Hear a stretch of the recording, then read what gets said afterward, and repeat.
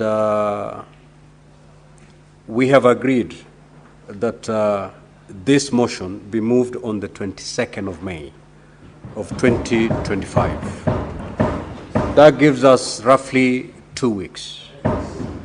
Within those 2 weeks, we do not need a kamkunji or a retreat. Amongst yourselves, read the document, consult amongst yourselves. If need be, before the 22nd. If need be, before the 22nd, having given you the chance to consult among yourselves, if you're finding difficulties and you need the speaker and the secretariat to bring you together for purposes of maybe hammering a certain consensus, we will be available. But this motion will be moved on the 22nd of May 2025. The documents should be made available today, both in soft and in hard copy. So, honorable senators, we shall now resume the normal flow of today's business, and I'll call Senator Omtata, whose statement had been dropped because when it was called out, he was not in the House, but having explained his absence to the satisfaction of the chair, I will allow him to proceed with his statement. Thereafter, we will move to comments.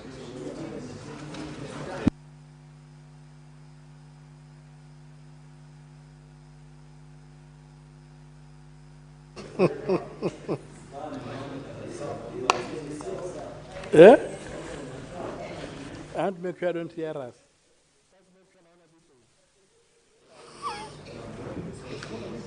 Senator Chimera, stop looking at me. Mr. Speaker, sir,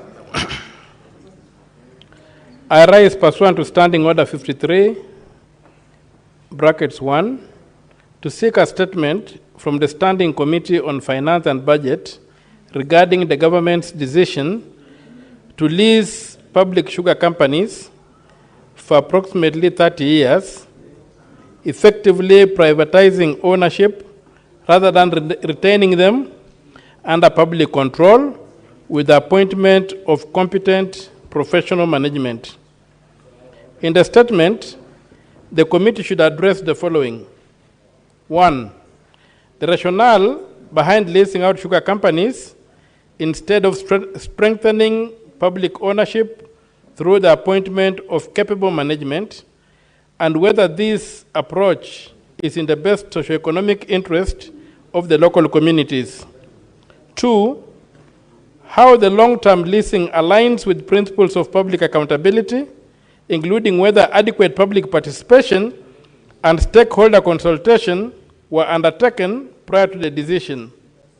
3, the impact of leasing out the sugar companies on farmers, employers, and local economies, and the safeguards in place to protect public assets and ensure continued service delivery and economic empowerment in the sugar growing regions. Thank you, Mr. Speaker. Now, honorable senators, before I allow comments on the statements that have been sought, allow me to make this communication. I would like to acknowledge the presence in the public gallery this afternoon of visiting teachers and students from St. Teresa Secondary School in Murang'a County. The delegation comprises 3 teachers and 64 students who are in the Senate for a one-day academic exposition. Now, honorable senators, in our usual tradition of receiving and welcome visitors to Parliament, I extend a warm welcome to them, and on behalf of the Senate and my own behalf, wish them a fruitful visit. I do not see the Senator Oroba. You're out of order. I will allow the majority whip under 1 minute to extend a word of welcome, to welcome the delegation. Thank you, Mr. Speaker. Mr. Speaker, it would be nice for the young people from Murang'a to know that Murang'a has got a special history with the Parliament of this House.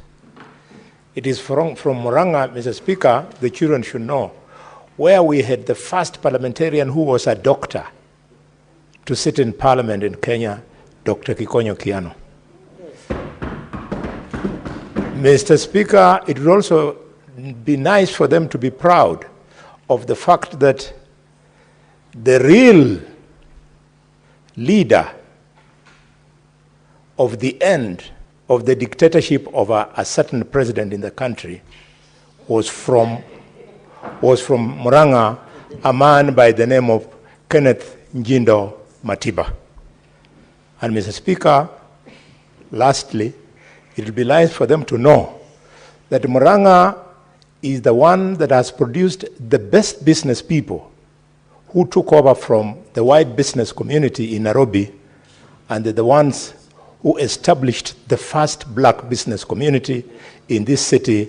Welcome, young people. Thank you, Mr. Speaker. Now we go to comments on the statement sorts. Now, honorable senators, if you manage to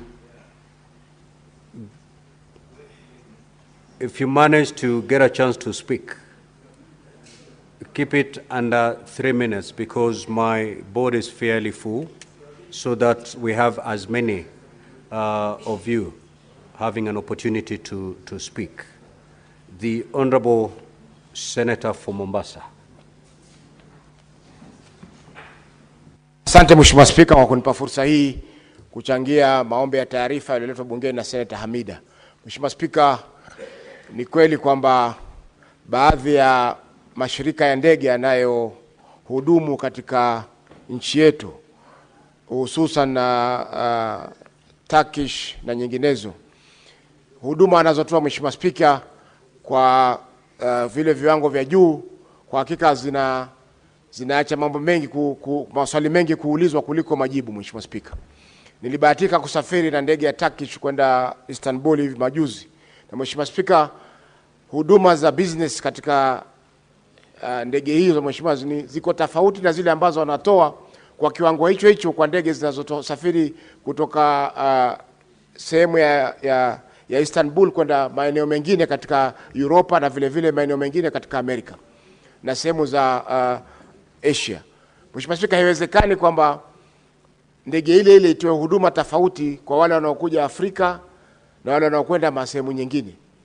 Na sijui shirika ambalo linadhibiti huduma hizi katika nchi yetu ya Kenya linafanya nini ili kuhakikisha kwamba huduma zinazotolewa zinafikia vile viwango vinavyotakikana.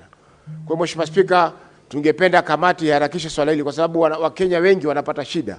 Inakuwa kama ambao kuna ubaguzi wa rangi kuhusiana na huduma wanazotoa katika maeneo ya Afrika na yale maeneo mengine ambako wanahudumu. Kwa Mheshimiwa Spika, naunga mkono maombi hayo ya taarifa ya Senator Hamida Kibwana. Asante. The Senate Majority Leader. Senate Majority Leader. This request was for comments in the earlier discussion. I don't have a comment on the statements. Senator Sifuna. Honorable Speaker, let me just comment on the statement that has been read by the Senator for Busia. This is a matter of grave national concern, Honorable Speaker. Yesterday, there was a statement issued by the Governor for Kisumu, the Honorable Professor Peter Anyang'-Nyong'o, who is the strategic reserve of ideology for the ODM party. Whenever we want to find our North Star, he is the guy we go to, and he gives us direction, Honorable Speaker. And he raised concern about plans to privatize mills in his area as well. As you know, the public mills, including Zoia, Chemili, and Muhoroni, are all listed as part of this leasing plan. I was at home for a burial last week, Honorable Speaker, and the people of Bungoma, who are largely sugarcane farmers, were very clear that they will insist on the promise that was made by the head of state when he was campaigning, that when it comes to Nzoia sugar, the government will invest in upgrading the machinery to improve efficiency, but they will not be leasing this sugar plant out or to sell it to any third party.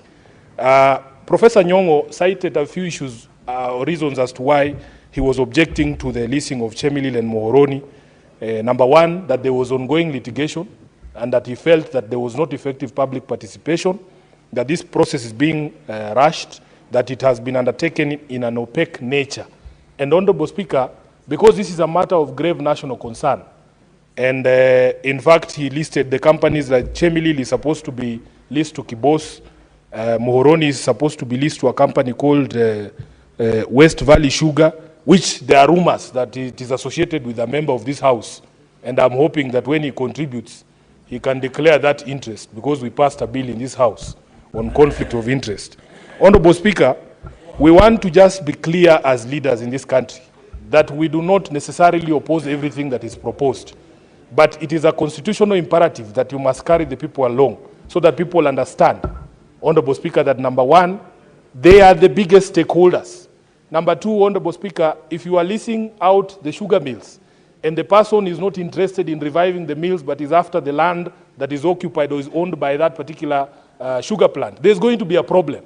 Nzoia Sugar has the biggest nucleus, Honorable Speaker, and the people of Bungoma will not allow that land to go because they consider that land their land. It is only held in trust for them. And Honorable Halwale, all of us, the last time we had a plan to privatize all these sugar mills, we came together as leaders and we said there will be no privatization without the involvement of the local community. So, please, Honorable Speaker, all we are calling for, let us follow the constitutional imperative and Article 10 to involve our people, to allow.